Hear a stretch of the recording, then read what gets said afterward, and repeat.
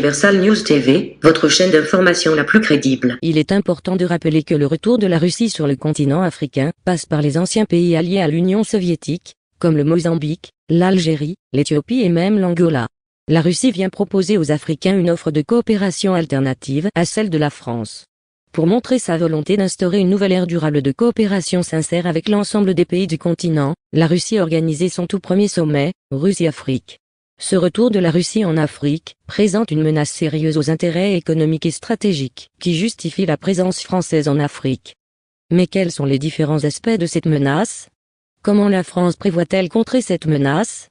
Suivons maintenant le décryptage de ces problématiques par nos analystes qui sont sur le plateau de DBS. Suivons. Depuis plusieurs années déjà, messieurs, mesdames, eh bien, sur le continent africain, plusieurs partenaires viennent en aide aux États africains. C'est le cas de la Russie, la Turquie, la Chine, qui ont des investissements massifs sur le continent noir. Eh bien, des dizaines de pays africains ont pris l'initiative, justement, de prendre pour amis, eh bien, ces États-là, pour en faire, justement, des États très proches pour se libérer d'un autre État qui est la France. Est-ce que la France est en train de perdre pied sur le continent africain, quand on sait aujourd'hui que l'armée française a la manœuvre depuis quelques mois aujourd'hui, eh bien, joue les troubles faits sur le continent africain. Eh bien, dans ce reportage, nous allons voir plusieurs choses qui se font sur le continent, au su et au vu de tout le monde, mais personne ne dit jamais rien. Ce sont des messages qui circulent sur les réseaux sociaux africains. Ils dénoncent l'impérialisme russe qui gangrène le Mali et la désinformation du Kremlin en Centrafrique. Mais derrière ces dizaines de comptes et de pseudonymes, c'est l'armée française qui serait à la manœuvre. Une opération militaire débusquée il y a 15 jours par Facebook. La plateforme américaine appelle cela des comportements inappropriés, coordonnés. Nous avons supprimé 84 comptes Facebook, 6 pages, 9 groupes et 14 comptes Instagram. Cette activité en provenance de France visait principalement la République centrafricaine et le Mali. La France, accusée pour la première fois de manipuler l'opinion de pays étrangers sur les réseaux sociaux. Une méthode qui jusque-là portait plutôt la marque de régimes autoritaires, comme l'Iran ou la Russie. C'est la première fois que notre équipe découvre 2 campagnes françaises et russes, s'engageant activement l'une contre l'autre, notamment en s'accusant mutuellement de fake news. La France, défiée par Moscou, sur le web africain mais aussi dans la rue. À Bamako par exemple, le drapeau russe et le visage du dirigeant du Kremlin s'affichent sans complexe. Aujourd'hui, on a besoin de Poutine. On a besoin de Poutine. Poutine vient au secours pour aider les Maliens. Une campagne de propagande qui coïnciderait avec un rejet de la France dans sa zone d'influence en Afrique. Interrogé à ce sujet par un journaliste malien, le président français peine à contenir son agacement devant plusieurs chefs d'État africains. J'entends beaucoup de choses sur les réseaux, dans les déclarations. J'entends beaucoup de gens dans votre pays qui disent tout et n'importe quoi. Demandez-vous par qui ils sont payés. Demandez-vous quels intérêts ils servent. Moi, j'ai mon idée. Quelques semaines plus tôt, à Sotchi, en Russie. Ces mêmes chefs d'État africains et des dizaines d'autres sont reçus par Vladimir Poutine. On peut déjà dire que cet événement a ouvert une nouvelle page des relations entre la Russie et l'Afrique. Une relation qui consiste surtout à signer des contrats de coopération militaire, comme par exemple en Centrafrique, où les habitants sont désormais habitués à voir le convoi présidentiel escorté par des mercenaires russes, des hommes armés employés par la société privée Wagner, réputée proche du Kremlin. Sur le plan militaire, il protège un certain nombre de présidents, exactement comme le faisait la France quand on disait que à Bangui, il y avait un proconsul de la DGSE, du DEC de l'époque. Et ben maintenant, il y a un des conseillers militaires russes. Il y a quelques années, la France était intervenue militairement pour ramener la paix en Centrafrique. Mais aujourd'hui, le pays préfère se tourner vers le Kremlin. Nous espérons que la Russie continuera à assurer la formation des militaires, y compris des officiers pour l'armée dans les universités militaires en Russie. On a l'impression que la Russie fait dans un certain nombre de pays ce que faisait la France au moment de la guerre froide, hein, ce qu'on a fait la France-Afrique. En Afrique francophone, peu de pays échappent désormais à l'influence de Moscou et à ses contrats d'armement. Mais la Russie n'est pas la seule en embuscade pour concurrencer la France dans son ancien précaré. Je sais que le Mali a beaucoup souffert du terrorisme. Nous savons le souci qu'a le président Erdogan de contribuer au développement, à la prospérité de ces pays frères musulmans. Dans cette course au développement et à la prospérité en Afrique, c'est surtout la Chine qui occupe une place de plus en plus dominante, avec des investissements massifs, mais souvent au prix d'un endettement tout aussi écrasant. Alors la France, ancienne puissance coloniale, cherche à faire entendre encore un peu sa voix. Il n'est pas concevable de laisser les coups des franches aux nouveaux acteurs qu'on voit aujourd'hui s'engager sur le terrain du développement avec des méthodes et des intentions telles qu'il est essentiel que nous soyons au rendez-vous pour proposer une autre voie à nos partenaires. Les partenaires africains de Paris, convoités par des puissances rivales sur un autre terrain, le siège des Nations Unies et son Assemblée Générale. La France compte encore sur les voix des pays africains pour y maintenir un certain rang. Pour y maintenir un certain rang, patient parfendum, votre réaction après avoir vu justement ces images où on nous fait comprendre, d'ailleurs, il faut le dire comme ça avec nos confrères de la 5 française, que 84 comptes français ont été d'ailleurs supprimés sur Facebook, 84 comptes qui appartenaient d'ailleurs aux militaires français, plusieurs comptes Facebook, 6 pages sur Instagram et dans tous les autres comptes d'ailleurs ont été effacés. Tout ça, ce sont les militaires qui jouaient justement à pile ou face pour accuser la Russie. D'abord, je tiens à constater avec vous que si nous étions dans un autre domaine, j'aurais pu dire que l'Afrique, vraiment, c'est une belle liane. Tout le monde convoite cette liane. Ça fait quand même bizarre. Si nous étions, pour faire un peu rigoler nos téléspectateurs ce matin, de côté un soir, je crois que ça se bousculerait devant la petite porte de l'Afrique, comme ça se fait d'ailleurs. Non, c'est parce que ça, je sois un peu sérieux. D'abord, 84 comptes, c'est... Je me frottin. Oh ouais, c'est rien. Ils ont des milliers et des milliers de comptes qui diffusent au quotidien, n'est-ce pas, des informations qui vont dans le sens de pouvoir démontrer que toute autre présence en Afrique, en dehors de la présence française, ne peut être la bienvenue, ou bien ne peut être que de la distraction, ou bien une présence nocive pour les Africains. Sinon, comment pouvez-vous, continuer de comprendre que nous sommes en 2021, mais la France continue de nous expliquer que sa présence a été salutaire pour nous les Africains. Alors que le monde est vaste, on voit le monde. On voit ce qui se passe en Asie du Sud-Est. On voit ce qui se passe même chez leurs amis qui sont dans les monarchies du Golfe, qui sont des dictatures dont personne ne remet en cause aujourd'hui le caractère brutal. Mais pourquoi c'est nous qui avons tout, qui sommes un scandale sur tous les plans? On parle du scandale géologique, naturel, mais même sur le plan humain, c'est un scandale. L'Afrique est bourrée de talent, d'intelligence. Qui peut valablement m'expliquer, bien malin celui qui peut m'expliquer et me convaincre que oui, cela est possible parce que tout simplement les Africains sont des tarés? Non, c'est la présence française nocive qui corrompt nos élites, qui les assujettit dans des business bizarres, toutes ces loges bizarres que vous connaissez là. Mais surtout qui ne permet pas justement que notre coup puisse se tourner vers un autre côté. Chaque fois que notre coup essaie de se tourner vers un autre côté qui n'est pas le côté central, où nous avons des aiguilles qui nous obligent de regarder comme ça une commandation de Paris, alors là, c'est le scandale. On commence à raconter tout et n'importe quoi. Aujourd'hui, je vois les gens applaudir. Des gens se paver devant la beauté du stade de Japoma. Mais on oublie que sur le plan du football, le Cameroun a été pendant très longtemps au sommet du football africain. Mais sans les stades. La petite coopération turque. Bon, maintenant, l'autre volet camerounais avec votre corruption endémique, on la met de côté. Mais la coopération turque, c'est ça qui nous donne le stade de Japoma. La France était au début.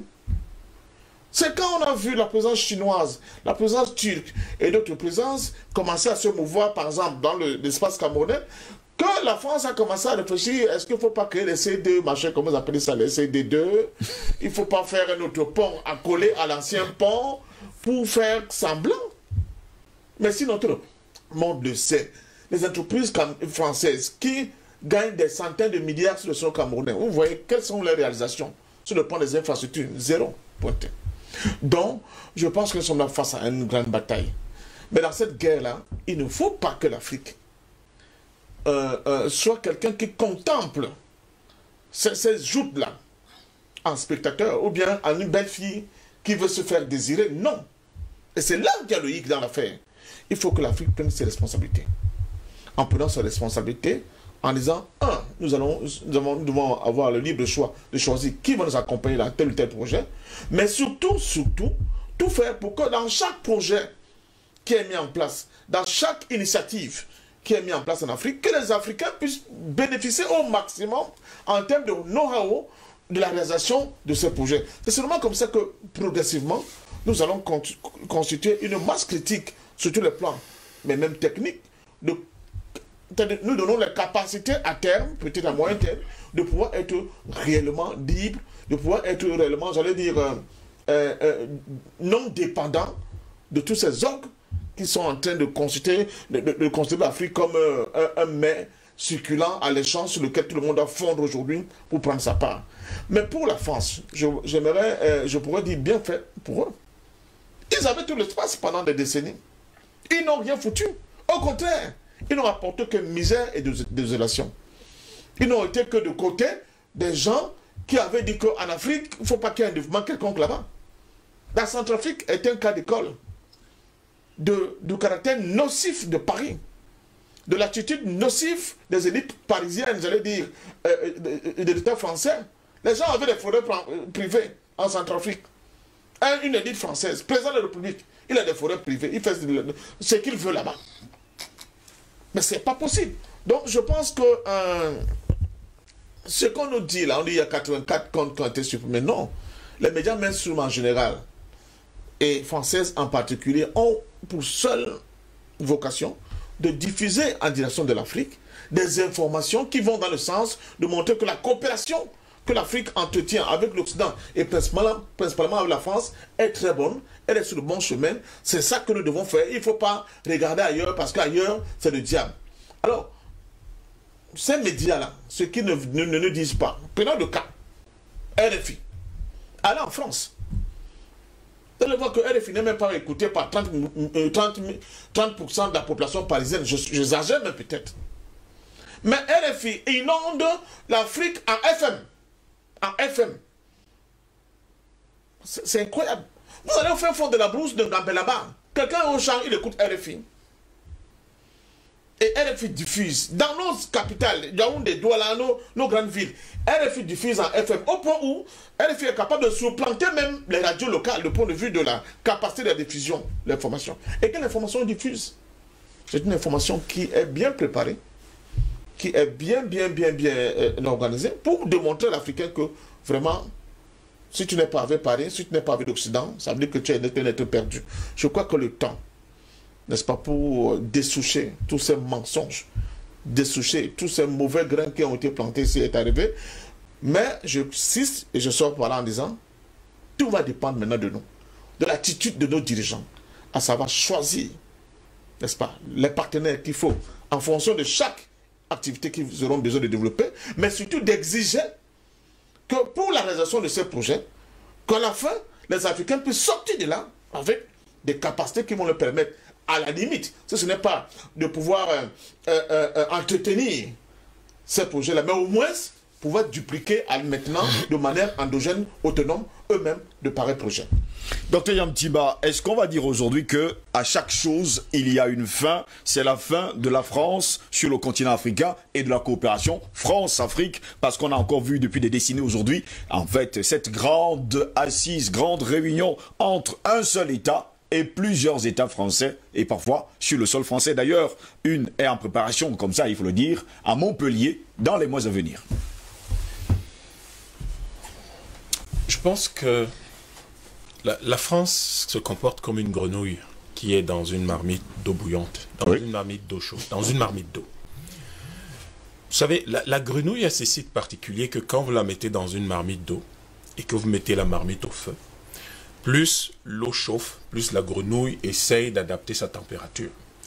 Le problème avec la grenouille, c'est qu'elle ne sait pas qu'à un moment donné, il faut qu'elle quitte la marmite. Elle y reste, pensant qu'elle va finir par s'adapter à chaque fois à la température qui ne fait qu'augmenter. Mais le sort de la grenouille est scellé. c'est qu'à la fin, eh bien, elle meurt. Parce qu'il fait beaucoup trop chaud et que son corps ne peut pas supporter la chaleur. Évidemment, la marmite ne va pas regretter la grenouille. Celui qui a mis la marmite au feu ne va pas non plus regretter la grenouille. Elle est morte, elle est morte. C'était d'ailleurs l'objectif. Je pense que la France, l'élite française, parce qu'il faut bien distinguer en réalité, il faut distinguer le peuple français, qui est quand même, on ne peut pas le disculper totalement, complice de ce qui se passe, de cet impérialisme, de cette brutalité et de cette sauvagerie qu'on observe en Afrique, du fait de la France. Il faut dire quand même que l'élite française a un sérieux problème de conception de l'avenir de la France sans l'Afrique. En réalité, l'élite française est coincée dans le fait que son avenir est lié à l'Afrique et que l'avenir de l'Afrique serait lié à la France. Mais la France est un petit pays. Quand vous dites, qu'est-ce que la France, Parfendum dit, qu'est-ce que la France a fait pendant tout ce temps, mais elle ne pouvait rien faire, elle n'en a pas les moyens. Pour qu'elle se relève de la Deuxième Guerre mondiale, l'Amérique a dû être là. Pour qu'elle puisse se construire, il a fallu qu'elle prenne les matières premières depuis 1920, gratuitement, ici. Donc c'est un très petit pays et il faudrait que cela soit clair aux yeux de tous les Africains. C'est un très petit pays qui n'a pas les moyens de pouvoir aider l'Afrique dans son développement. Et là vraiment aider dans le sens où on aide un copain. Oui. La France n'en a pas les moyens. Je vous prends un exemple tout bête. Depuis 2003, le Cameroun a besoin de 15 000 milliards pour construire son réseau ferré.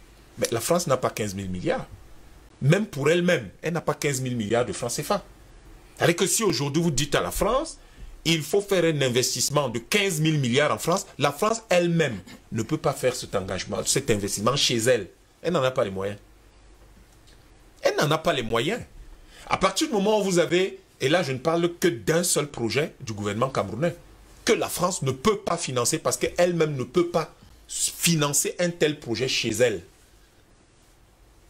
Comment vous attendez à ce que ce pays-là puisse faire quoi que ce soit pour l'Afrique? La seule chose qu'elle va faire, c'est essayer de prendre pour survivre. Parce que dans le cas d'espèce, en ce moment, elle essaie de survivre. Oui. Les jérémiades du président Macron, oui, mais les gens sont payés par qui pour faire ci, pour faire ça? Bon, au moins on commence à savoir ce que nous disons depuis toujours, qu'il y a une guerre électronique contre l'Afrique, une guerre totale contre l'Afrique. Au moins aujourd'hui, Facebook vient révéler à la face du monde que ce que nous avions toujours dit depuis près de 10 ans est vrai. Oui. Et je suis très content que ces choses-là se révèlent sans que ce soit nécessairement nous les Africains qui apportions les preuves de ce que nous avancions dans ce sens. Mais à l'époque, on avait des preuves, on disait il y a des comptes qui sont bizarres, on parlait des médias tout à l'heure, mais l'Afrique devrait interdire les radios FM étrangères. Sur la bande FM, les radios étrangères devraient être interdites. Vous êtes un continent qui doit se relever, mais le minimum, c'est de vous fermer un peu. Ils peuvent encore émettre en ondes courtes, en ondes longues à partir de leur pays, mais pas au niveau des radios FM. Quitte maintenant à donner un peu plus de qualité aux radios FM locales qui sont plus dans les sous-vêtements et autre chose que dans la bonne information. Mais ce serait ça déjà une bonne avancée.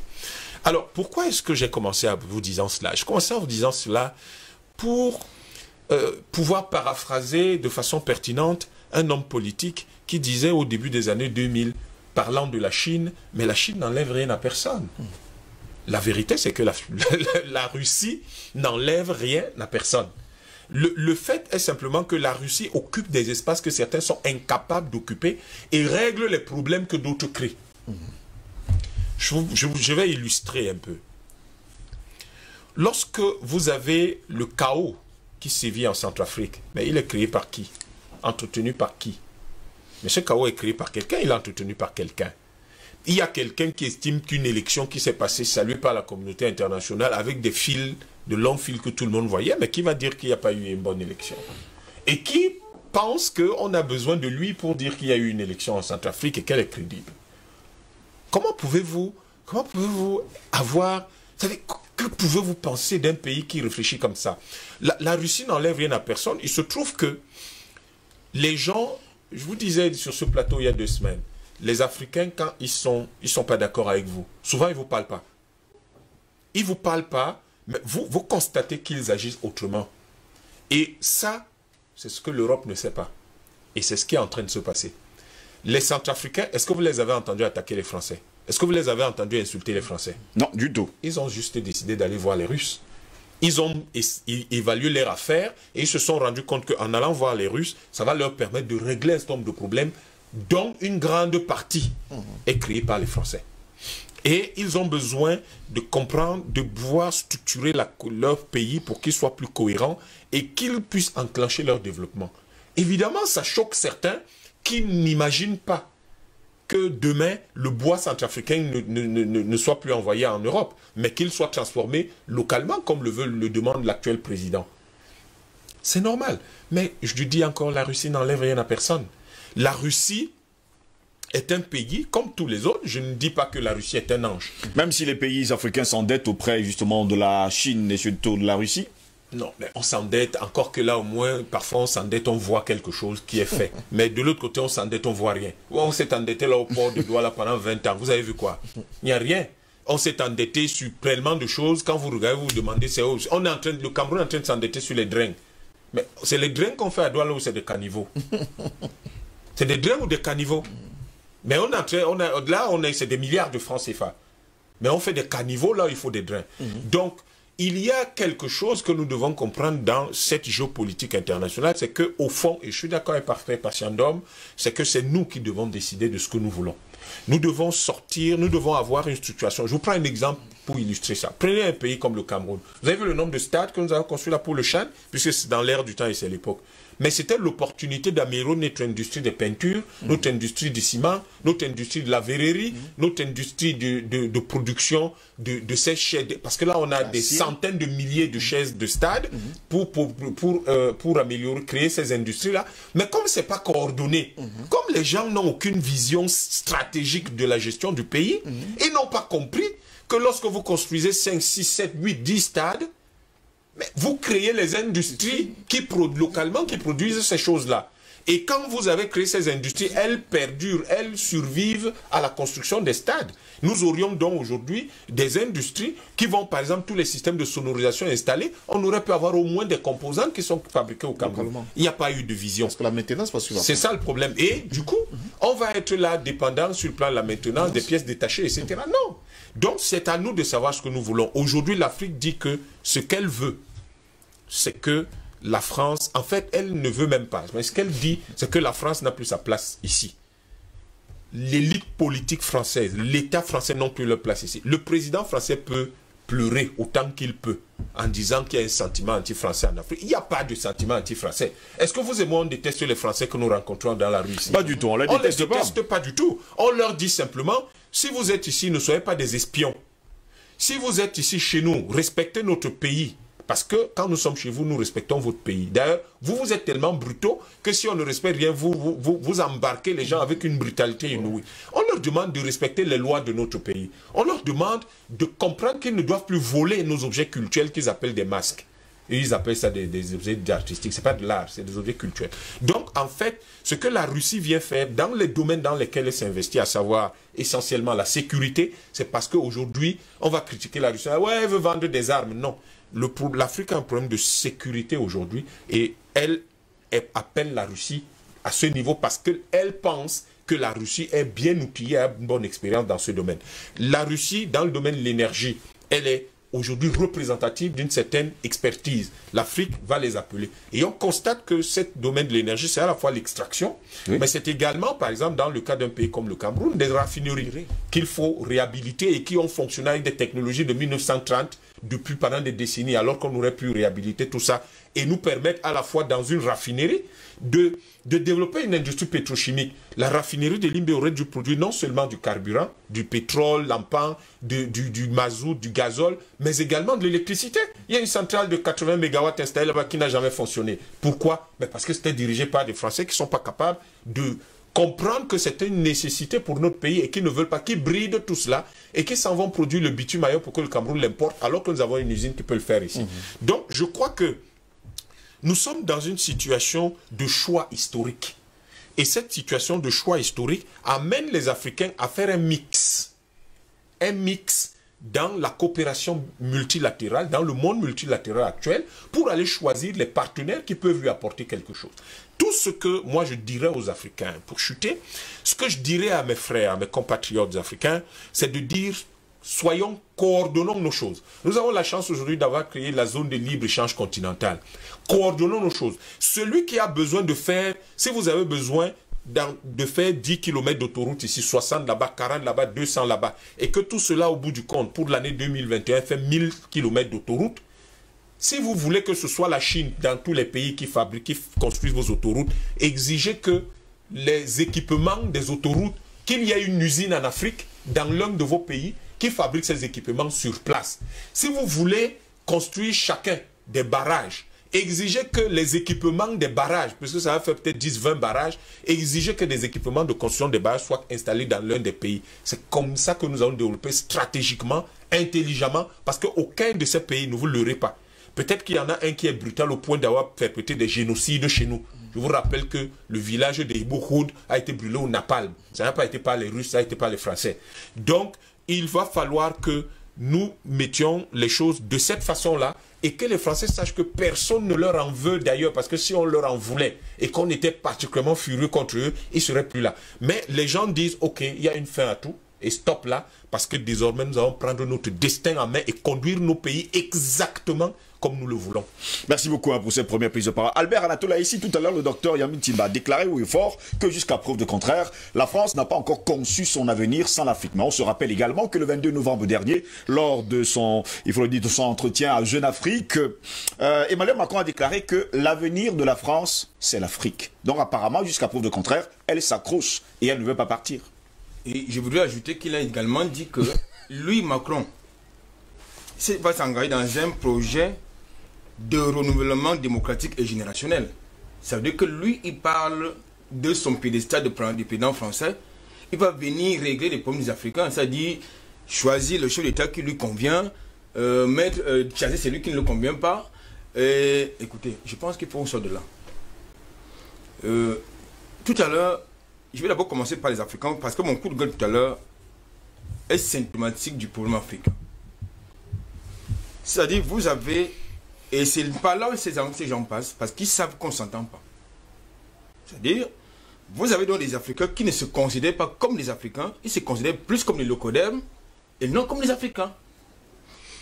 Hier, je m'entretenais avec un compatriote qui a un enfant qui étudie en Tunisie, qui se plaint, il me dit, mais mon enfant, il a encore presque 2 ans bientôt, mais là, il y a des problèmes là-bas. C'est-à-dire qu'il se plaint de ce que l'enseignant donne des cours en arabe, alors que tous les étudiants ne sont pas des arabes. Et ça pose un problème. Voilà donc. Et pourquoi? Parce qu'il y a des problèmes de racisme que j'évoquais tout à l'heure. Sur le continent africain, la même situation, tout à l'heure, je l'évoquais du côté de l'Éthiopie. C'est-à-dire que vous avez un racisme intra-éthiopien. C'est-à-dire que vous avez des Éthiopiens qui se prennent pour des Blancs parce qu'ils ont un point un peu plus clair. Et justement, ils détestent les autres, qui sont des compatriotes. Donc je pense que c'est d'abord ce problème qu'il faut régler. Et là, ça me renvoie à la responsabilité de l'Union africaine qui devrait, à mon sens, travailler dans le sens, n'est-ce pas, de l'intégration continentale. Parce que on pense souvent que ces problèmes-là sont périphériques. Mais attendez, justement, c'est ça le problème africain. Parce que tout à l'heure, vous avez évoqué le projet, n'est-ce pas, de la zone de libre-échange. Qui est entré en vigueur depuis le 1er janvier. Mais sauf qu'il y a encore des problèmes là-dedans. Oui. Vous avez encore non seulement des questions, des problèmes d'ego, de leadership. Vous avez également des guerres. Parce que tout le monde pense que tout le monde ne peut pas être logé à la même enseigne, parce qu'il y en a qui sont plus pauvres, d'autres plus nantis. Donc, il faut qu'on aille un peu au cas par cas. Ça, il faut donc d'abord régler ces questions. Maintenant, pour revenir à votre question, je pense que la France ne peut pas... je pense que Macron est encore dans la Lune. Il est sur la Lune, tant pour moi. C'est-à-dire penser que l'avenir de la France, c'est l'Afrique, il y a un problème. La France a été, l'a indiqué tantôt, la France a été longtemps sur le continent africain. Lorsqu'on fait le point, c'est quoi? C'est l'instabilité, c'est les coups d'État. En Afrique subsaharienne, nous sommes rendus 22 coups d'État au total. C'est le deuxième coup d'État en Afrique subsaharienne depuis les indépendances. Après ce qui s'est passé actuellement du côté de la Centrafrique. C'est 52e. Voilà ce que, n'est-ce pas, la France nous a apporté. La France, une multinationale française, a eu la responsabilité de gérer pendant plus de 15 ans le terminal conteneur du port autonome de Douala. Vous savez ce qui s'est passé à la fin? Cette entreprise est partie avec le logiciel d'exploitation. Il a fallu trouver encore de l'argent pour mettre un autre logiciel d'exploitation. C'est ça la France. La France, pendant la guerre de libération, en partant, qu'est-ce que la France a fait? La France a saboté, détruit les investissements économiques qui ont été faits par l'Allemagne. Oui. C'est ça la France sur le continent africain. On peut continuer hein. Au Niger. Le Niger est le 4e producteur mondial de l'uranium, premier africain. Le Niger, il est riche. 168e pays. Les Nigériens sont riches. Pas du tout. Alors, revenons à côté de nous, là, la Centrafrique. Ça fait plus de 60 ans qu'ils sont là. La Centrafrique est riche, les Centrafricains sont riches. Allons au Congo, notamment du côté du Katanga, où ils exploitent justement l'or. Ils sont riches là-bas? Non, écoutez, dites-moi que vous rigolez. Je pense que, moi je ne voudrais pas être politiquement correct comme Yam l'a dit. À partir du moment où vous avez quelqu'un qui vous pose des problèmes sérieux, qui tue vos populations, les viole, il n'a plus de sa raison d'être sur votre territoire. Ça veut le dire parce qu'ils apportent le même comportement dans nos sociétés. Lorsque vous allez dans une entreprise qui est dirigée par des Français, c'est le mépris. Moi je connais des brillants, il sait de quoi je parle, des brillants Camerounais compatriotes qui travaillent dans cette société-là, qui ont été mis à la porte parce qu'ils n'ont pas été d'accord avec le système de la maison. C'est ça la France. De ce point de vue, je pense que, je crois qu'aujourd'hui, il faut un renouvellement de l'élite politique. Parce qu'aujourd'hui, ceux qui sont là ne peuvent pas porter ces combats, comme je l'ai pu le dire. Il faut des nationalistes à la tête de nos États. Il faut des nationalistes. Il faut des patriotes. Il faut des gens qui soient capables de nous emmener dans un projet de protectionnisme. Ça, il faut passer par là. Il faut passer par le protectionnisme. Non, il faut passer par là. Merci beaucoup. C'est un chemin obligé. Non, je n'ai pas terminé. C'est pour dire quoi? C'est pour dire que... Parce qu'aujourd'hui, lorsque vous faites l'inventaire de la présence française en Afrique, mais vous avez envie de prendre une Kalachnikov, ça vous révolte. Mais c'est révoltant. Nos forêts, qui sont pillées chaque jour, tenez-vous là en route, vous compterez le nombre de camions grumés qui passent avec du bois, qui va ailleurs, ils créent des emplois chez eux, n'est-ce pas? Avec l'uranium du Niger, ils créent des emplois. Ils font tourner leur économie. Chez nous, vous avez l'uranium, de l'or, le diamant, le bois. Ils vont faire tourner leur économie. Mais notre économie est quoi? Ils nous inscrivent où? Où l'aide publique au développement. Non, l'Afrique ne peut pas vivre des aides publiques au développement. L'Afrique a besoin de repenser son modèle économique de développement pour qu'on ait une économie qui est dynamique et qui est, j'allais dire, autonome. Merci beaucoup Albert Natola ici. Pendant ce temps passé par fin d'homme, on dit que la France aujourd'hui paye son arrogance de plus de 100 ans sur le continent africain où elle n'a absolument rien apporté sauf sa monnaie nazie depuis 1945. Mais on ne va pas également donner un blanc-seing aux autorités, à l'élite africaine qui jusqu'à preuve de contraire ne fait rien pour bouter la France hors de nos États. Tout à l'heure, la première prise de parole du docteur Yambé a dit quelque chose et il faut quand même qu'on insiste là-dessus. Pour dire à ceux qui nous écoutent, même du côté de la France, que nous savons faire le distinguo entre le peuple français, qui pour la plupart, dans sa frange la plus large, subit même les mêmes injustices que nous subissons, et leur élite politique qu'elle compose avec l'élite politique mondiale, elle est dit mondialisée, et qui ont pour seule tâche de maintenir l'Afrique dans cette situation de ce développement. La Centrafrique, vous savez que la France avait une base militaire avant à Bois. Au moment où ça n'allait plus, qu'il fallait qu'ils dégagent cette base militaire, tout ce qu'ils avaient comme armement, tout ce qu'ils avaient comme logistique, ils ont créé des fossés, creusé de grands fossés et ils ont tout enterré. Des véhicules. Je sais pas, imaginez une base militaire. Au lieu de rétrocéder tout cela à l'État centrafricain, niet. Vous voyez le comportement de ce genre-là. Oui. Bon. La question des élites au pouvoir, ils sont triés sur le volet. La prochaine, comment tu appelles ça, le prochain sommet France-Afrique qui va se tenir prévu à Montpellier, oui. Mais M. Macron était clair, il a dit que peut-être qu'il n'aura pas besoin de tous les présidents. Mais il aura besoin, soi-disant, des jeunes qui sont dans le monde des affaires, le monde de la culture, le monde de ceci, qui sont en vue. C'est avec eux qu'on va discuter pour voir comment on va essayer de voir l'Afrique de demain. En réalité, on est en train de faire des masterclass de la collaboration. Oui.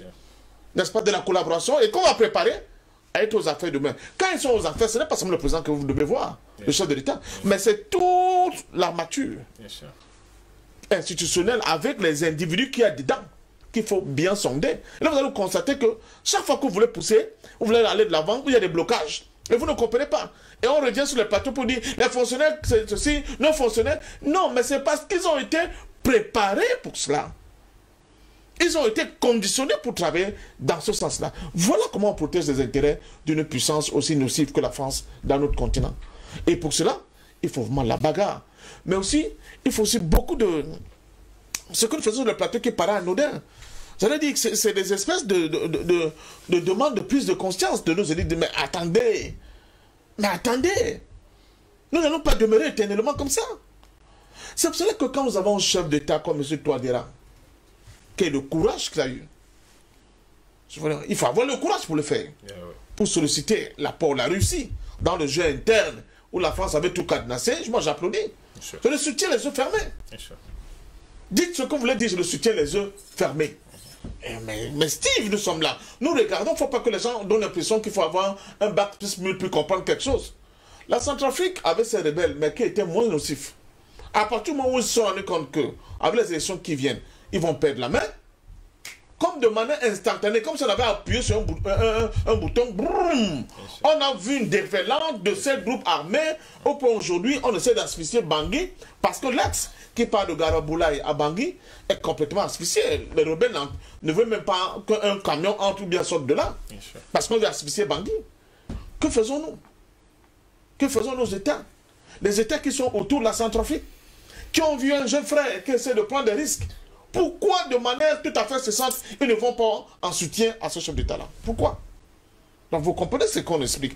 Donc, quand Anatole dit qu'il nous faut des patriotes à la tête de nos États, oui, mais il faut construire. Et le commencement de cette construction commence par les informations que nous donnons, par les débats que nous faisons pour dire aux gens, mais non, le monde avance. Nous ne pouvons pas rester comme ça, tétanisés par on appelle ça le coup de lapin. C'est-à-dire que quelqu'un, vous êtes un peu pris par les projecteurs d'une voiture et vous êtes tétanisé, alors qu'il faut aller de côté pour laisser passer le danger. Non, il faut absolument que nous puissions nous sortir de cette affaire-là. Mais le coup de lapin, on utilise aussi beaucoup entre le violeur et la violée. Hein? Bon, ou bien le violé. Maintenant, quand vous êtes à gauche, à droite, je ne sais même pas ce que c'est le monde. Hein, pas votre monde moderne est à gauche, à droite, on ne sait plus très bien ce que c'est aujourd'hui. J'entendais qu'un prêtre qui est dans la contestation du régime actuel a dit qu'il préfère même qu'un homosexuel soit au pouvoir s'il lutte pour le bien-être que les hétéros. Bon, je suis également, j'ai également l'information comme vous, hein, donc je ne suis pas... C'est terrible, hein? Un prêtre. Un prêtre marcheur. C'est incroyable. Il faut bien qu'on le dise comme ça. C'était une parenthèse. Je referme les guillemets. Ouais. Allons-y, rapidement. Je suis donc en train de vouloir vous expliquer que nous sommes face à quelque chose de très grave, Steve. C'est l'avenir de nos enfants dont il est question. C'est l'avenir de nos enfants qu'il est question. La Chine. Quand la Chine s'est refermée sur elle-même, ils avaient les bleus des gens qui travaillent dans bleu de chauffe. Voilà, bleu de chauffe, merci. Ils ont engrangé, économisé le moindre copec qui tombait, le moindre dollar qui tombait. Quand ils ont décidé de s'ouvrir, ils ont ouvert le jeu, mais avec des conditionnalités. C'est-à-dire, vous êtes qui, Boeing ou bien Airbus? Très bien. Vous voulez qu'on achète 10 de vos avions? Super. Mais une seule condition. Le montage doit se faire chez nous. Et puis la moitié des gens qui vont participer au montage de ces avions doivent être, l'assemblage de ces avions doivent être des Chinois. Parce qu'ils s'étaient préparés. Ils ont orienté leur éducation, leur formation, dans le sens que dans bientôt nous allons acheter des avions dans 10 ans. Il faut qu'on ait en capacité d'avoir des techniciens qui peuvent comprendre c'est quoi une vérègue hydraulique, etc., etc. Voilà. Finalement, la Chine a commencé à fabriquer des avions. Les Japonais ont fait pareil. Je vous ai dit que dans certains domaines, comme les photocopieurs, vous imaginez, les photocopieurs, comme les appareils photo, vous imaginez, et le reste. Le Japon n'est pas arrivé premier dans ce domaine comme ça par hasard. Il n'était pas le premier. Les premiers, c'est les Américains. Mais ils se sont dit, on va s'orienter dans ce domaine. Et il faut qu'à terme, c'est nous qui sommes les champions dans le monde dans ce domaine. Ils ont pris tout le temps, ils ont invité les autres, ils ont bien conçu leur école en fonction de ça. Finalement, c'est eux qui vendent tous les photocopieurs dans le monde aujourd'hui. Les moteurs hors bord, Yamaha est devenu champion là-dessus. Vous voyez, dans les fireboats, etc., etc. Nous, on fait quoi? On dit oui, on est en train de se faire une autre centrale hydroélectrique à Bachenga. Mais la centrale hydroélectrique de Bachenga va se terminer sans que, comme on l'a dit, qu'on soit capable nous-mêmes, même de faire une petite maintenance. Donc il faut vraiment que chaque fois qu'on va choisir nos partenaires, parce que là, il ne faut pas qu'on dise non, on a besoin de la Russie aujourd'hui, parce que sur le plan objectif, la Russie est un partenaire dont nous avons besoin. Mais il faut qu'on comprenne qu'après, que nous soyons capables, nous aussi, de commencer à faire des choses par nous-mêmes. C'est seulement comme ça que nous puissions avancer. Et pour sortir une fois, je crois que c'est Nathol qui l'a dit, effectivement, Nathol, je le dis souvent, moi je parle de l'unité politique de notre continent. Bon, je dis que commençons au moins par une unité sous-régionale. Et dans le cas de la Centrafrique, on voit que cette unité sous-régionale sur le plan politique fait défaut. Parce que si elle ne faisait pas défaut, le Cameroun est un peu encerclé, mais on a d'autres pays qui sont un peu plus à l'aise. Ils devaient venir au soutien de M. Touadéra. Mais j'insiste, si nous n'avons pas d'unité politique, parce que c'est l'unité politique qui va commander les orientations sur le plan économique, sur le plan technique, sur le plan même de l'acquisition du know-how. Si nous n'avons pas cette unité politique-là, on va continuer avec les problèmes que tu as soulevés. On dit qu'il faut d'abord harmoniser le niveau des économies pour aller à la zone libre-échange africaine, alors que nous pouvons faire des grands pas en essayant de faire des solutions de péréquation qui vont essayer de venir en aide aux pays qui sont un peu plus en difficulté, comme c'est le cas de la Centrafrique, pour que nous tous, même si on n'est pas au même niveau, mais que nous puissions avancer avec la même cadence. Mais non, nous n'avons pas cette souveraineté politique qui ne nous permet pas d'avoir ces orientations. C'est pour ça que nous traînons. Les autres ont fait le grand bond, comme la Chine, parce qu'il y avait une unité à la fois politique, n'est-ce pas, qui a ordonné des orientations économiques. Mais c'est parce qu'ils étaient un État souverain. Une fois de plus, la bagarre fondamentale que nous avons au niveau, quand je le dis, je suis obligé de le répéter même 1 milliard de fois pour que les gens le comprennent. C'est la question de la souveraineté. Et cette souveraineté passe aussi par un certain courage, là, nous allons même dire, à la limite physique, de nos élites, pour qu'ils comprennent que si on a peur de la mort éternellement, on ne fera aucun grand pas. Si nous considérons parce que nous sommes à la tête de nos institutions, comme les gens qui ont pour vocation d'être au service de leur peuple, de projeter, n'est-ce pas, leur ambition de leur peuple dans le futur, ils sont obligés d'être des sacrifiés à la limite. Mais si chacun de nous veut être dans son cadre douillet, être dans des petites compromissions avec Paris, de temps en temps prendre l'avion pour aller aux Champs-Élysées. Mais est-ce que ça va réellement changer, Patient Pafendom, quand on sait pertinemment que vous avez expliqué d'ailleurs quelque chose tout à l'heure, en nous faisant savoir que l'élite, même les personnes dans les bureaux, dans les ministères et tout ce qui va avec, dans les entreprises, travaillent aujourd'hui pour la France. Est-ce que c'est vraiment possible? Est-ce que c'est vraiment faisable? Oui, quand on sait qu'il y a au moins une bonne partie qui travaille et qui sont pro-français. C'est possible et c'est faisable, parce que c'est une question de prise de conscience. Je vais vous expliquer par exemple le retournement d'un grand chef chez nous de Bassa qu'on appelle Mahop Mambom, qui était dans un premier temps au service de la colonie, mais qui, après certains déboires et les explications, n'est-ce pas, les coups de boutoir, n'est-ce pas, de ses frères, a fini par comprendre que lui, il devait être au service plutôt de la cause nationale. Donc, il ne faut jamais désespérer de l'homme. C'est pour ça que nous sommes sur ce plateau. Nous sommes sur ce plateau pour que, justement, on puisse transformer. J'espère seulement qu'ils vont comprendre et qu'ils vous comprendront. Non, ils seront de deux catégories. Ceux qui pourront comprendre et ceux qui ne pourront pas comprendre qu'il faudra dégager. Merci beaucoup. Pendant ce temps, quand même, docteur Yamo va pas également oublier que l'Afrique francophone, hein, et il faut le dire, la majorité des pays francophones ont pris l'initiative de commencer à faire justement une coalition, disons-le comme ça, avec la Russie pour s'en sortir et bouter hors la France. Est-ce que ça va marcher? Il faut mettre un guillemot. Quand on dit l'Afrique francophone, on dit certains pays de l'Afrique. Non, je dis certains pays francophones, forcément. Il y a d'autres pays francophones. Non, bon, on a quand même eu une majorité qui travaille pour s'en sortir, en tout cas. Disons-le comme ça. C'est mieux. Disons que en réalité, ça peut être, on peut estimer que c'est ça le constat. Oui. Mais le formuler comme ça donne trop de crédit à la France. Voilà. Parce que dire qu'on veut bouter la France, c'est comme si que certains pays, donc plusieurs pays se mettent ensemble, veulent bouter la France. C'est donner trop d'importance à la France. Il ne faut pas lui donner plus d'importance qu'elle n'en a. Et je crois que le premier pas vers la liberté, c'est d'abord de donner de donner le niveau juste à l'adversaire. La France, c'est un petit pays. Lorsque les Africains répéteront ça 200 fois tous les matins comme un man. Petit pays qui a malmené quand même les pays africains pendant moins de 100 ans. Non, c'est pas grave. C'est quand même bizarre. Non. Il faut quand même poser la question là. Non. La puissance d'un pays comme la Hollande, que la Hollande avait, n'est même pas comparable à la puissance que la France a aujourd'hui. Mais la Hollande, c'est ça. D'accord. La puissance qu'un pays comme l'Espagne a eu sur le monde, c'est ça. C'est aujourd'hui, c'est que la puissance de la France, c'est ça, c'est pas comparable. La puissance qu'un pays comme l'Angleterre a eu sur le monde, c'est pas comparable. Vous comprenez? La France, c'est un petit pays. Il faut que ce soit entendu, je peux le répéter 200 fois, c'est un petit pays. Vous comprenez? Et il faut rappeler ça aux Français. La France, c'est ça. Regardez-moi bien. La France, c'est ça. L'Afrique, c'est ça. Vous comprenez?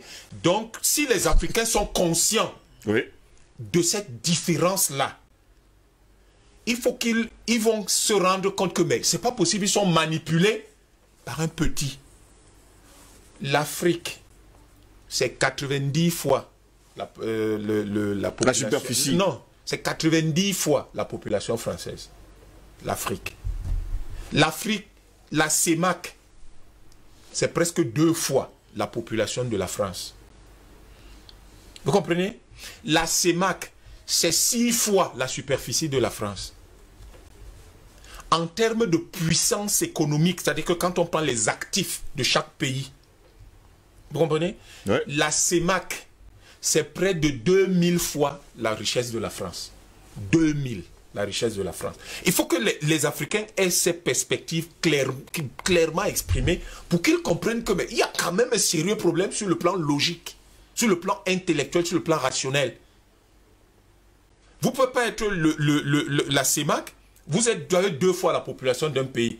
Vous avez 6 fois sa superficie, vous avez plus de 2000 fois sa richesse, et ce pays-là vous maintient dans la dépendance à cause d'une petite monnaie qu'on appelle le franc CFA, à cause des conneries comme l'OADA, et à cause parce qu'on dit qu'elle a une puissance nucléaire. Vous pensez que les États-Unis étaient une puissance nucléaire? Elles ont battu le Vietnam. Les États-Unis ont battu le Vietnam. Du tout. Le Vietnam est toujours là. Ou bien la Somalie. Les États-Unis ont battu la Somalie. Là, laissons le Vietnam. La Chine était à côté. Les États-Unis ont battu la Somalie. La Somalie. Si vous êtes sûr de vous, personne ne vous bat. Évidemment, ils vont créer le chaos chez vous. Ils vont bombarder, raser, faire plein de choses. Mais vous ne perdrez pas votre âme. Et je crois qu'aujourd'hui, il y a une petite chose qu'on ne voit pas.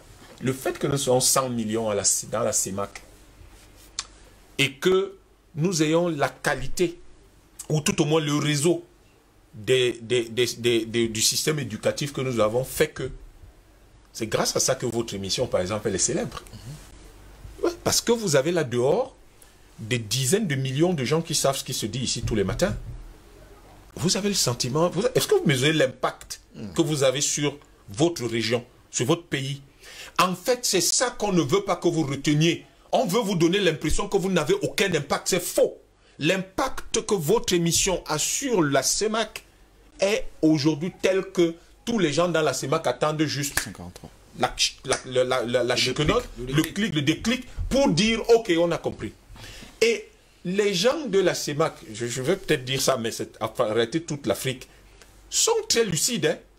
Ces gens-là savent que le petit paysan qui vit là-bas au fin fond de la France subit l'incompétence de l'élite politique française. Hein? Ils le savent. Eux, ils distinguent ce gars-là du soldat français rustre qui est ici et qui veut bomber les muscles parce qu'on lui a donné des ordres là-bas. Et le soldat français qui est ici, en Afrique, c'est qu'il n'avait pas besoin de ça. Il sait que vraiment, il ne comprend pas pourquoi il est en Afrique. Le soldat français, je m'adresse à lui et il le sait. Il sait qu'en réalité, il est là pour défendre la France, pas pour venir tuer une des mamans africaines qui ne lui ont rien fait. Qui d'ailleurs, la plupart du temps, quand il arrive dans ces villages, lui donne de l'eau à boire. Lui disent, mon fils, assieds-toi. Parce qu'elle, la maman, ne comprend pas pourquoi elle est en guerre contre un autre pays.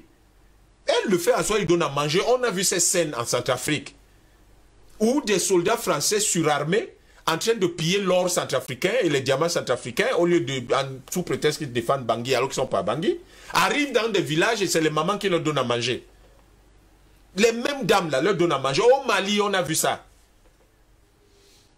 Ces gens-là, le peuple africain sait. Et aujourd'hui, il faut que ce soit bien clair pour tout le monde. L'Afrique, celle qui est là aujourd'hui et celle qui prendra le pouvoir demain. Parce qu'il ne faut pas croire, hein. Biya, Déby, Obiangema, Bongo, Sassou Nguesso, ils vont être remplacés par les gens de l'âge de Touadéra. Hein. Ah oui. Bientôt là. Avant la fin de cette décennie, ils ne seront plus là. Ils vont être remplacés par les gens de l'âge de Touadéra. Ou moins. Mais ces gens-là, pour la plupart formés localement, ne comprennent même pas du tout ce qu'on raconte là. On dit que la France... Mais la France, c'est un petit pays comme ça. C'est ce que ces gens-là pensent. Ils ne comprennent même pas de quoi. Pourquoi les gens donnent tant d'importance à un pays qui n'en mérite même pas. C'est-à-dire que non seulement il n'en a pas, mais n'en mérite pas. Parce que, vous savez, le problème de la France, quand Macron dit l'Afrique c'est l'avenir de la France, dès que l'Afrique décide qu'elle ne marche plus avec la France n'est plus au Conseil de sécurité de l'ONU. Hein. Parce que c'est effectivement les 15 voix qu'elle s'amène là-bas tout le temps, qui lui donne la place. Qui lui donne le pouvoir, oui. Non, qui lui donne ce que lui-même appelle son rang. Parce que c'est ça qui lui donne un certain rang à la France. Donc, au lieu de venir dire, dis donc, frérot, asseyons-nous, on parle. Vous-même, vous voyez que je vais perdre ma place là. Il commence à bomber le torse. Mais tu bombez le torse contre qui? Vous bombez le torse contre des gens qui vous ont tourné le dos. Mais ce que la France ne comprend pas, c'est que les Africains, lui ont déjà tourné le dos. Hein. Ce n'est pas parce que nous parlons en français là. Ces gens qui sont dans l'administration et qui sont des francophiles invétérés, qui bloquent les dossiers de la coopération multilatérale dans nos États et des diverses relations bilatérales que nos États essaient d'avoir à gauche et à droite, ces gens-là, on les connaît. C'est eux qui sortent les facsimilés partout, qui envoient les documents top secrets de nos États partout. Ces gens, on les connaît. Oui. Et croyez-moi, ces gens-là, si vous demandez à nos services secrets aujourd'hui d'endresser la liste, ils les connaissent. De tous nos pays-là. Vous vous amusez avec l'appareil militaire de nos pays et l'appareil sécuritaire de nos pays. L'appareil sécuritaire de nos pays jauge simplement le rapport de force actuel. Mais lorsque ce rapport de force atteindra un certain niveau de coalition, vous serez surpris. Vous serez surpris de la capacité des Africains à se débarrasser d'un adversaire, à se débarrasser d'une plante gênante. Et ça va arriver et c'est en route. Aujourd'hui, les Africains simplement ne veulent pas de violence inutile. Nous ne sommes pas comme des gens qui en dégâts déclenchent la mort de 70 millions de personnes. Nous, ça ne nous intéresse pas qu'on tue les gens. Ce qui nous intéresse, c'est de dire, ok, on a tourné le dos à celui-là. On avance dans une direction et on va y arriver. Et nous allons y arriver. La Russie est un partenaire intéressant qui nous intéresse particulièrement sur 2 ou 3 plans. Le premier, c'est le plan sécuritaire. Ils ont fait leurs preuves. Il faut savoir que c'est la Russie qui est le grand vainqueur de la Deuxième Guerre mondiale. C'est la Russie qui a libéré l'Europe. C'est la Russie qui fait gagner la Deuxième Guerre mondiale à l'axe, c'est-à-dire contre l'Allemagne et ses alliés. C'est la Russie qui est le grand vainqueur de la Deuxième Guerre mondiale. Et on a vu la Russie gérer le problème du terrorisme en Tchétchénie. Et on a vu la Russie stabiliser la Syrie. Toute cette expérience nous permet aujourd'hui de nous dire que c'est un partenaire de choix. Exactement comme nous disons que la Chine est un partenaire de choix sur le plan industriel et économique. Donc nous allons continuer à travailler avec la Russie. Et je crois que l'intelligentsia africaine, qui de plus en plus, on ne s'en rend pas compte, consulte Russia Today, Sputnik, c'est des médias qu'on ne connaissait pas ici avant, mais qui sont de plus en plus sollicités aujourd'hui. Vous avez vu que entre 2010 et 2017, les échanges entre la Russie et l'Afrique ont été multipliés par 3. Et depuis 2017 à 2020, on pense que ça s'est accéléré parce que c'est à peu près dans les mêmes proportions. Donc on est passé de 5 milliards de dollars en 2010 à 15 milliards de dollars en 2017. Aujourd'hui, on a plus de 40 milliards de dollars, beaucoup plus. Donc ça va vite. Ça va aller vite. Pourquoi? Ça va aller vite parce que nous avons en face un partenaire à qui nous parlons d'égal à égal, qui nous écoute et qui sait... Je dis objectivement, on sait que ce partenaire, lui, il est grand. Parce que quand Poutine dit à la France, ton pays, à Sarkozy, c'est ton pays, c'est ça, la Russie, c'est ça. Mais il sait. Mais en même temps, la Russie sait que son pays... C'est quand même 17 millions de kilomètres carrés. Hein, ça, c'est la France. Oui. Ça, c'est la Russie. Mais la Russie n'oublie pas que l'Afrique, c'est ça. Et que eux, ils sont 200 millions à peu près. Nous sommes quand même 1,5 milliard. Vous comprenez? Et que la France, c'est 60 millions d'habitants. Quand nous regardons toutes ces choses-là, nous, les Africains, et je ne cesse de le dire, nous sommes tranquilles. Nous savons où nous allons. Nous faisons consciencieusement le travail que nous venons faire sur votre plateau. Parce que c'est ici que nous pouvons parler à notre peuple. C'est ici que nous pouvons lui dire, cesse de pleurer. Cesse de te plaindre. Prends la décision d'avancer, structure, élabore, conçois ce que tu veux faire. Et sur la base de ce que tu veux faire, donne-toi les moyens de le faire. Ne sois pas pressé. Ne sois pas pressé. Tu n'es pas obligé de construire Dubaï en Afrique en 10 ans. Tu n'es pas obligé de construire Shenzhen en Afrique en 5 ans. Mais donne-toi le temps d'y arriver.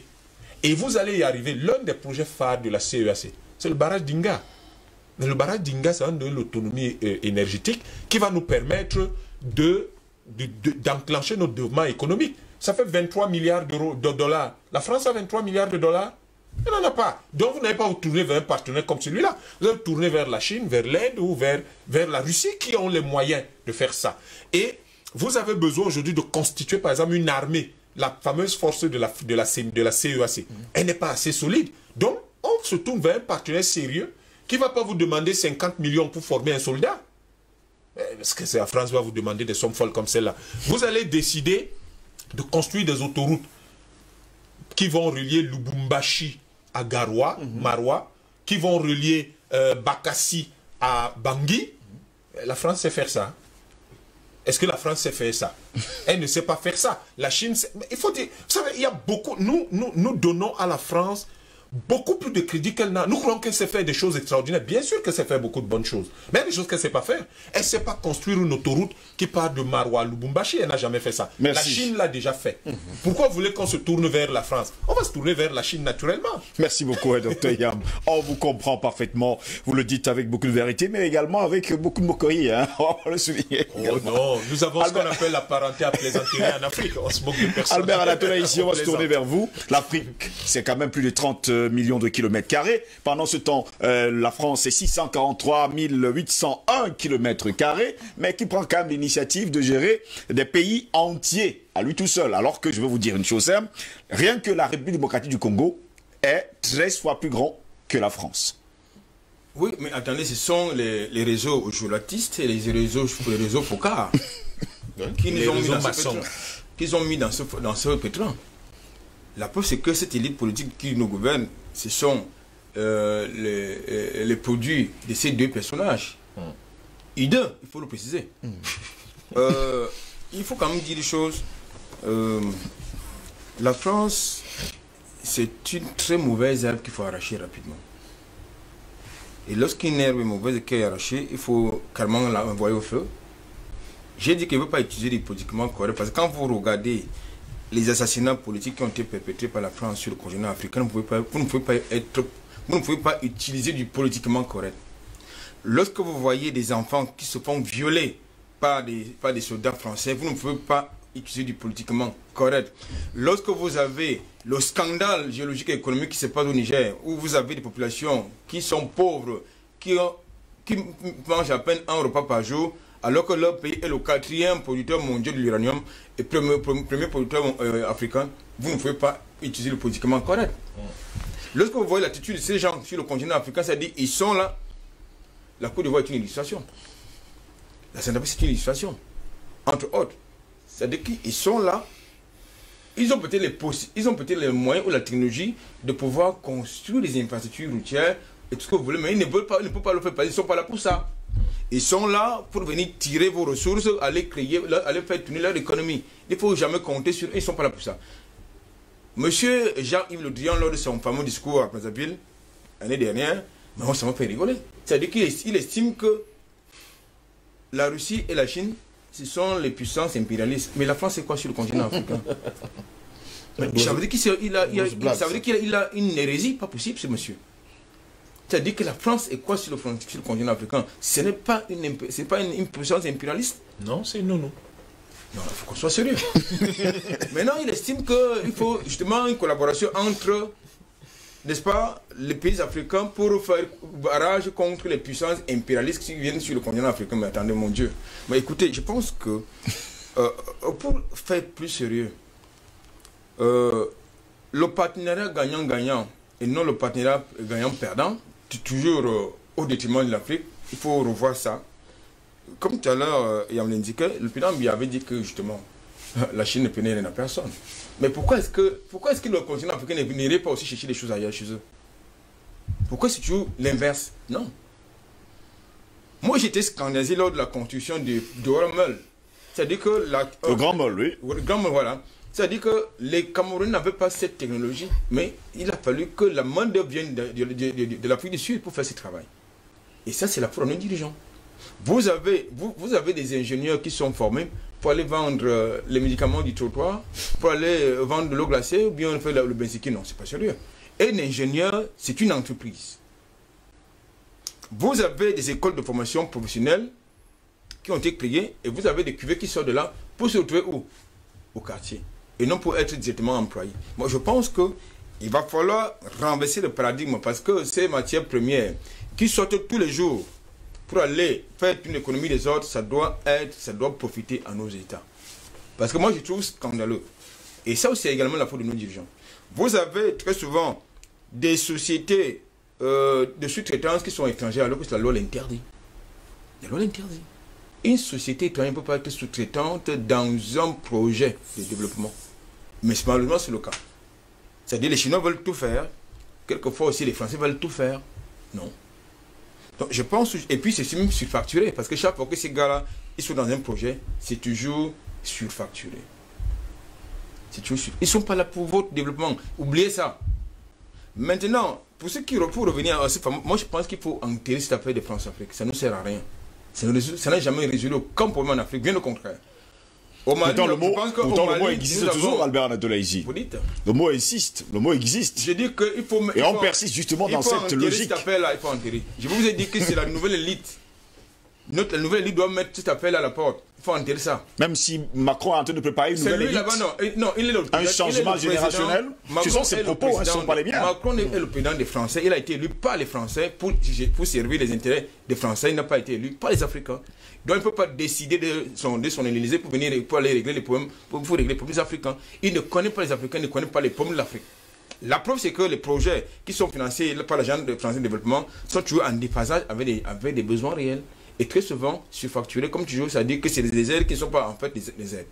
Il faut arrêter avec l'escroquerie, M. Ngoz. Donc je pense qu'aujourd'hui, comme l'indiquait tantôt, il faut... M. De Gaulle avait parlé... Lorsqu'on allait, les Africains l'aidaient à libérer la France, n'est-ce pas, du nazisme, eh bien, il avait fait la promesse d'une autonomie économique et politique de l'Afrique. Il faut justement que si M. Macron est sérieux, qu'il rentre dans ce chantier et non dans le chantier du banditisme politique. Merci monsieur, je vais lire des messages et puis après on va venir pour conclure cette édition de DBS Matin. Le message, il y en a tellement ce matin, il faut le préciser. Bonjour DBS Matin, s'il vous plaît, intégrez-moi au groupe WhatsApp Fan Club de DBS et Sinkaura depuis Lomé au Togo. D'ailleurs de ce côté-là, on nous écoute tous les matins. Bonjour monsieur Ngossi, tous les panélistes au vu de ce reportage, un non-expert en la matière comme moi peut tirer la conclusion suivante. L'Afrique constitue le champ de bataille géopolitique entre deux camps qui se dessinent de plus en plus. Les partisans de l'Open Society et ceux qui luttent pour retrouver leur totale souveraineté. Cette élite française traîne tellement de casseroles au sein même de son pays qu'ils n'ont même plus de crédit auprès de leur population. En date, un certain Gérard Fauré, ex-dealer de drogue de Star, a écrit un livre aux révélations fracassantes sur cette élite sur des dossiers de pédophilie, vol, consommation de drogue. Il affirme par exemple que Charles Pasqua protégeait un vaste réseau de pédophilie, les élites sous la supervision de Mitterrand. Voilà l'élite française, c'est une valise à scandale. C'est Moto qui nous écrit depuis la Suisse ce matin. Bonjour DBS Matin, bonjour nos panélistes et techniciens. Le néocolonialisme français est un boulet à son pied. On parle bien sûr de la France et qu'il la pèdera certainement. Mais pour booster le combat de libération, il y a un sérieux travail à faire. En amont, il s'agit de la destruction de la politique d'assimilation mise sur pied par la France par le biais du système éducatif et des formations professionnelles issues de la colonisation. Nous sommes des consommateurs de la langue et de la culture française. Cela doit cesser. Un peuple sans histoire, sans identité culturelle est un peuple sans avenir. C'est Stéphane Sullivan Onana qui nous écrit depuis Bruxelles ce matin. Bonjour Steve, bonjour DBS. Steve, dites à Sango Ndom que quand il commençait le combat qu'il mène, il n'a pas attendu les dirigeants. Il a tout simplement pris conscience et a commencé le combat. Les peuples africains doivent arrêter d'attendre les réactions des dirigeants. Ces derniers aussi attendent que les populations se lèvent contre l'Occident, mais personne ne le fait. Prenons nos responsabilités en tant qu'Africains et arrêtons de tout attendre des dirigeants. Ils ont aussi les yeux et les oreilles pour nous. Aidons-les dans leur combat silencieux contre l'oppresseur. Bon début de week-end à tous et que Ilolombi veille sur vous. C'est Touye qui nous a écrit ce matin. Bonjour Monsieur Ngos, l'Afrique est le continent du 21e siècle et elle n'a aucun problème. Par contre, les Africains que nous sommes avons d'énormes problèmes parce que beaucoup d'Africains vivent encore au 20e siècle. C'est Mbombok Nogos qui nous a écrit ce matin. Steve Ngos et son panel, bonjour. Je me permets un coup de gueule qui est une question que je pose au panel de DBS qui a toujours été au top de la vraie information. Nicolas Sarkozy est oui ou non déjà incarcéré? À propos du sujet de ce jour, la France est tellement ingrate que pour construire sa propre ambassade, a pris une autre pierre et l'a enterrée, indigne de la première puissance colonisatrice. S'il faut parler ainsi, dans tous les cas, lors de la crise en Côte d'Ivoire, Charles Blé Goudé a dit « Ils ont la montre, mais nous, on a le temps ». Monsieur Otou, depuis Foulana Yaoundé, triple A, pardon, laissez un peu de côté ce machin de l'Union africaine. On en aura une quand elle tiendra ses réunions sans les représentants européens. C'est toujours monsieur Otou à Foulane, depuis Yaoundé, qui vous a écrit ce matin. Bonjour monsieur Steve Ngos, je voudrais savoir qu'est-ce qui en est des accords de coopération. Ont-ils été renouvelés ou non? Notez bien au Cameroun. C'est monsieur Ben qui nous écrit. Merci. Bonjour à tout le plateau. Voilà une société comme la SICAM, gérée depuis des lustres par la France, qu'il faut sauver la SICAM. Bon, voilà, il vous dit que la SICAM est également une autre entreprise créée par la France, qu'aujourd'hui, il faut sauver. Elle a en faillite, d'ailleurs, elle a fermé du côté de Garoua.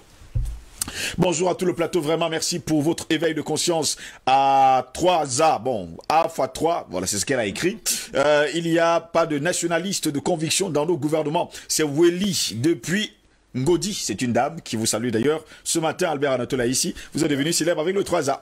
Bonjour Dibier, je crois bien que la solution, c'est la prise de conscience de nos dirigeants africains unis. Nous pourrions rapatrier tous les Africains en Afrique, tout en commençant par le groupe Bolloré. Pire, les escrocs français, Kocha, qui nous écrit depuis le Togo ce matin. Toujours de nombreux téléspectateurs du côté du Togo. Bonjour monsieur Steve Ngos, c'est votre panel de lumière. Merci du travail que vous faites chaque matin avec vos thèmes angéliques dans le processus de libération de l'Afrique et du peuple noir en particulier. Bien vouloir m'ajouter sur le groupe WhatsApp de votre chaîne, c'est Njondo depuis Yaoundé. Soyez bénis dans la paix du Christ. Bonne journée à vous. Bonne journée à vous également et surtout bon début de week-end. Toujours d'autres messages. Messieurs, il y en a énormément et ça tombe toujours. Bonjour à tous. C'est que moi je ne comprends pas. C'est nos chefs d'État qui doivent construire notre continent. C'est pas la France qui doit construire notre continent. C'est pas sérieux du tout. N'allons pas loin. Votre PDG d'Anpoulou a voulu bien prendre le port de Douala, mais le gouvernement camerounais avait refusé et ils ont donné ça à Bolloré. C'est la même chose partout en Afrique. Toutes les richesses africaines sont vendues en tout cas en France. Même vous les panafricanistes, vous êtes menacés. Je suis sûr parce que vous dites la vérité. C'est seulement l'Afrique francophone qui souffre. Même anglophone souffre également. Regardez la Somalie, la Gambie, le Soudan du Sud. C'est vraiment grave. Que Dieu vous bénisse. C'est Ibrahim depuis Ngousso. C'est à Yaoundé. C'est lui également qui nous a écrit ce matin.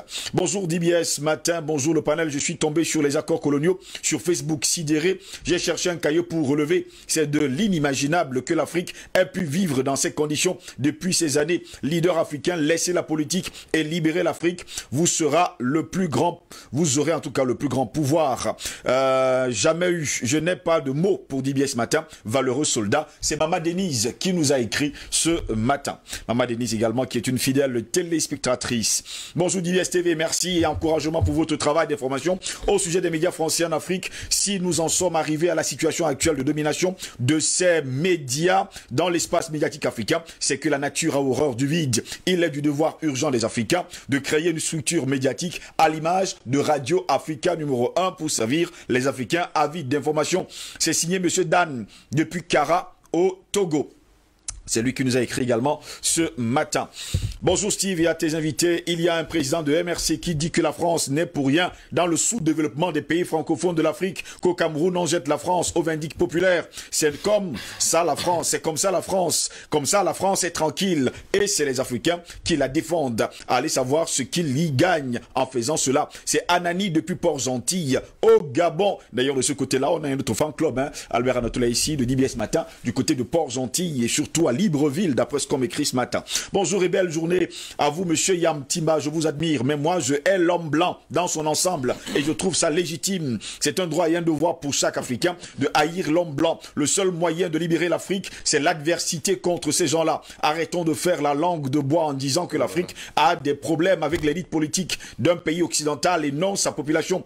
Tous sont pareils. La population française fait tout juste un autre jeu. Les Occidentaux sont bipolaires, pendant que d'autres jouent les méchants, d'autres jouent les gentils. 2021 de souffrance, depuis 2021 ans de souffrance pour l'Afrique et vous êtes toujours emphatique. Eh bien, ces gens-là ne vont jamais changer, croyez-moi. Notre faiblesse provient de nos émotions. Nous sommes trop émotifs.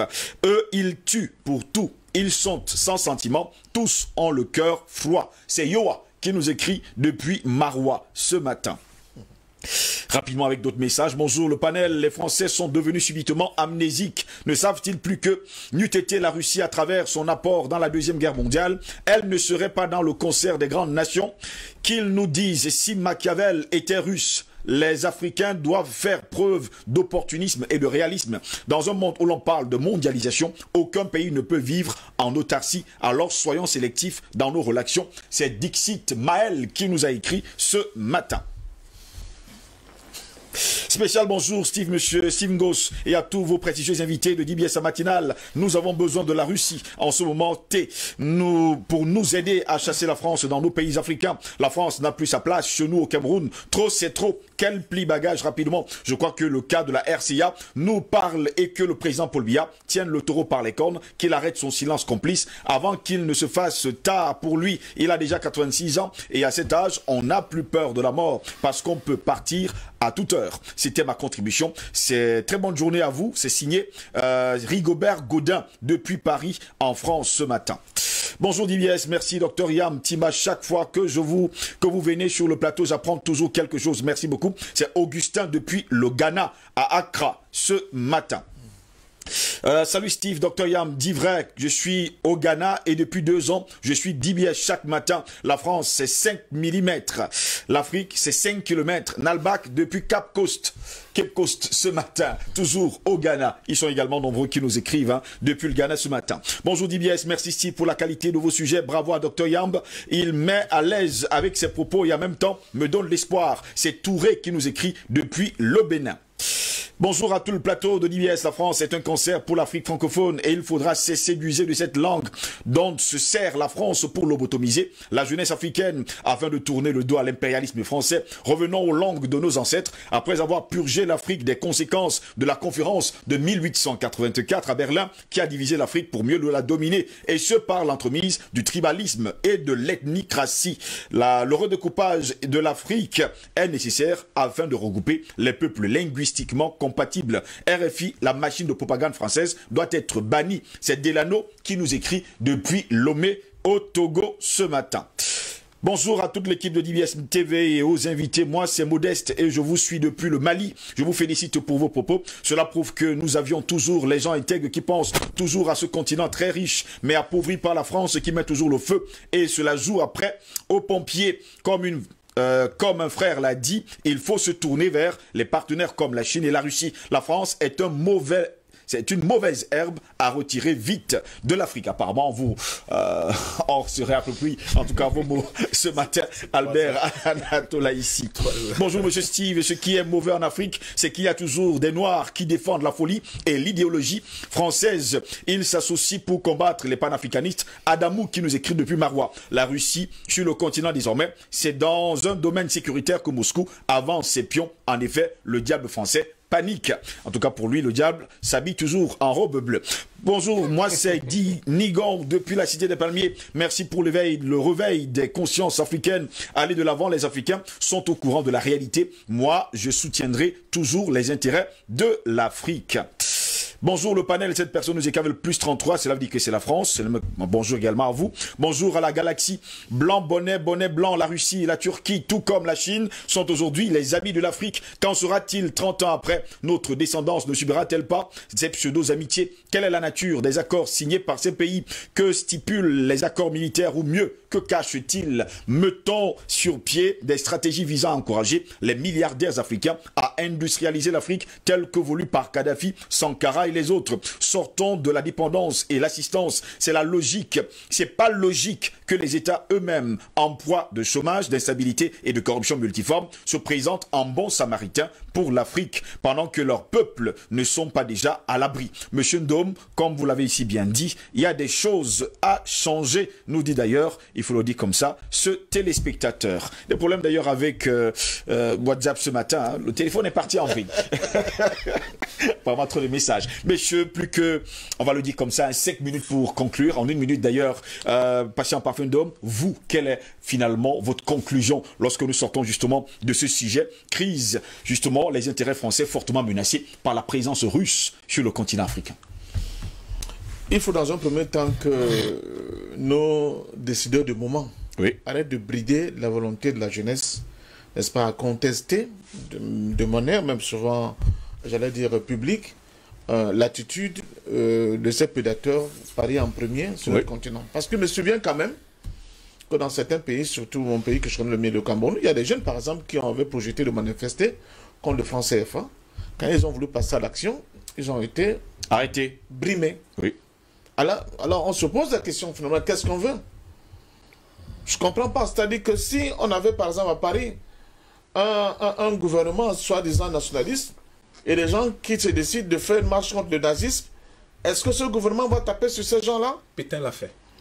Bon, si c'est Pétain l'a fait, ça veut dire qu'on doit donc faire que nous avons des pétainistes à la tête du Cameroun. Absolument. C'est ça le problème que nous avons. Donc, honnêtement, il faut que quelqu'un me reproche en disant que je ne me suis pas engagé dans le combat. Oui, mais comment dire ça? Ma décision de m'engager dans le combat. Vous êtes engagé de votre plein. Ah, mais comme beaucoup d'Africains le font. Voilà. Sauf que souvent ils ont en face Vous n'avez pas attendu justement les décisions des dirigeants. Oui, mais sauf que souvent ils ont en face de leur propre gouvernement, leur propre régime, qui leur empêche de manifester leur désapprobation par rapport à la manière dont nos pays sont gérés. C'est ça qui fait bizarre. Donc je dis, il faut que nos décideurs nous laissent. Par exemple, si je décide aujourd'hui de lancer une marche de protestation contre le caractère nocif de la présence française en Centrafrique, on peut être sûr qu'on va d'abord envoyer un truc pour dire que M. Ndom, c'est pas la bienvenue, nous avons des problèmes à gérer, machin. Et si j'insiste, ça va être le coup de matraque sur ma tête. Et j'en ai déjà subi. Il peut être garanti. Subi jusqu'à la prison. J'espère qu'il est au courant. Non, je ne sais pas. En 1 minute, je vous ai dit que vous aviez 1 minute. Hein, c'est quand même pour dire. Oui. À notre jeunesse, comme Yaba si bien dit, je crois Nato aussi, de ne pas se décourager. Nous avons atteint un virage. Ce virage, on va l'opérer pour le bien des Africains. À eux de se constituer, de se préparer pour ce combat. Je lance un appel à l'organisation sur tout le territoire africain. Des organisations, ils peuvent prendre des noms multiples. Après, on va faire des parallèles, des passerelles, pour qu'on puisse avoir cette armée là qui va nous permettre d'aller de l'avant, de faire ce saut qualitatif dont nous avons tous besoin. Docteur Yamtimba, je veux me tourner également vers vous. Vous posez la question d'ailleurs, il y a un téléspectateur sur Facebook qui nous faisait comprendre qu'il faudrait que les chefs d'État laissent justement les panafricanistes et les Africains qui veulent justement défendre leur continent faire leur travail parce qu'ils les aident aussi. Non.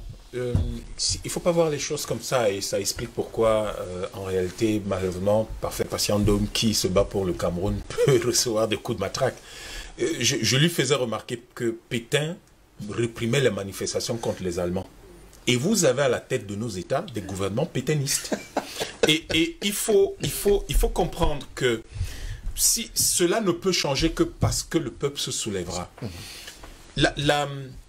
La démarche à adopter aujourd'hui, c'est, je suis d'accord avec lui, que les jeunes à travers le continent s'organisent, qu'ils créent des organisations qu'ils les appellent des fan clubs d'IBS, on s'en fout, mais que ces organisations-là concourent à la sensibilisation des Africains, à la mobilisation des Africains et visent un objectif qui est unique, se libérer de la présence des anciens colonisateurs sur nos continents, sur notre continent.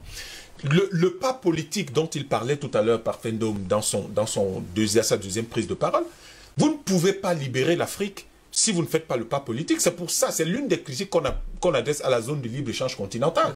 Comment vous allez faire de l'économie avec des gens qui n'ont pas de monnaie, avec des gens qui ont une monnaie, avec des gens qui sont super endettés, avec des gens qui prennent des ordres ailleurs? Comment vous allez faire ça? Alors que si vous faites sauter le pas politique, qui n'est pas un grand pas, parfait patient d'homme, qui est le pas naturel, que nous puissions aujourd'hui avoir l'état de la CEAC, 350 millions d'habitants, 7 millions de kilomètres carrés, près de 10 000 fois la puissance économique, les actifs économiques des États-Unis, mais vous avez peur de quoi?